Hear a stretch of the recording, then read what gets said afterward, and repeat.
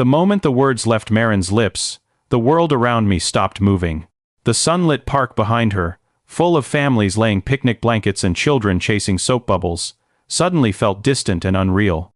I heard nothing except the soft tremor in her voice as she stood in front of me, holding her hands against the gentle rise of her stomach. I felt the air leave my lungs, not in panic, but in an overwhelming rush of disbelief and fear tangled together.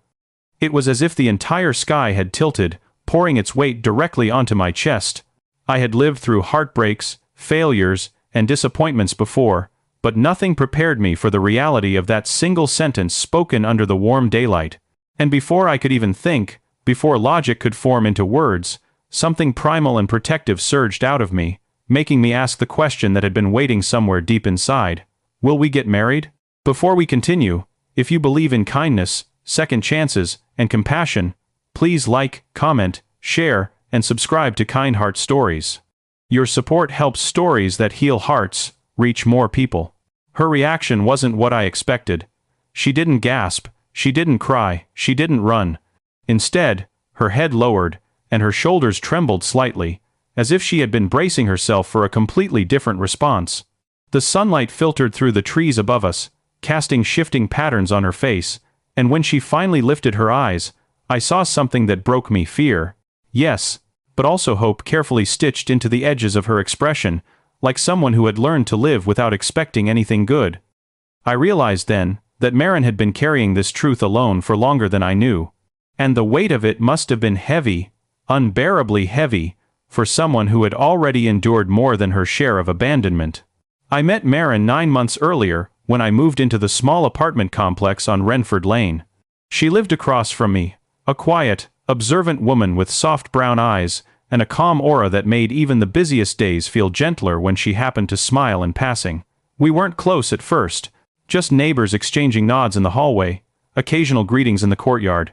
But sometimes life has a way of stitching strangers together through tiny, almost imperceptible moments. It began the afternoon I found her crying quietly in the stairwell, trying so hard to hide her tears that my heart ached just watching her. I didn't intrude.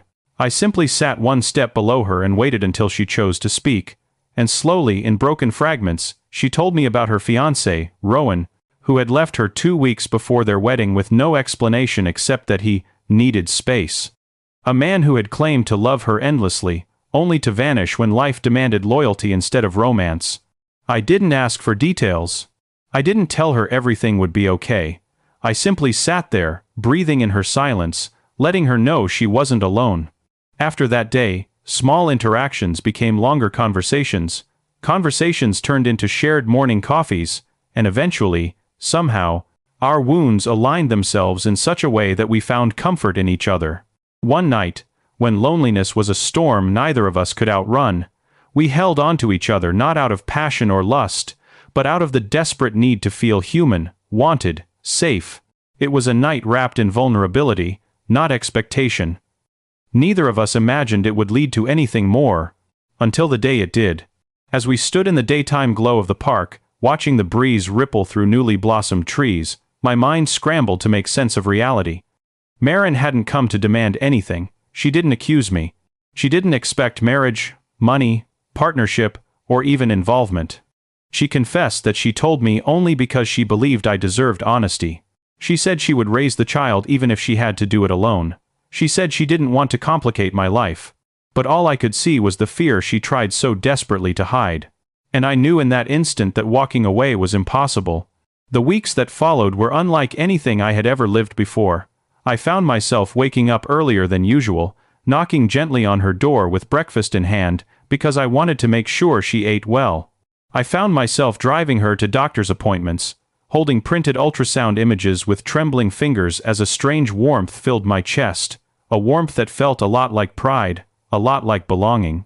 I fixed leaky faucets in her apartment, assembled baby furniture from boxes, researched prenatal vitamins at 2 a.m., and found comfort in the soft way she would look at me when she thought I wasn't paying attention.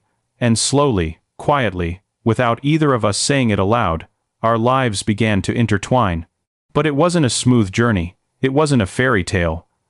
There were nights when the fear of becoming a father felt suffocating, pressing against me like a darkness I couldn't escape. There were times when Marin doubted whether she deserved support, love, or a future that wasn't built from heartbreak. There were whispers from neighbors who assumed the worst. There were bitter glances from people who knew her past. Even her older brother, Hayden, confronted me one afternoon, warning me not to play hero, not to stay out of pity.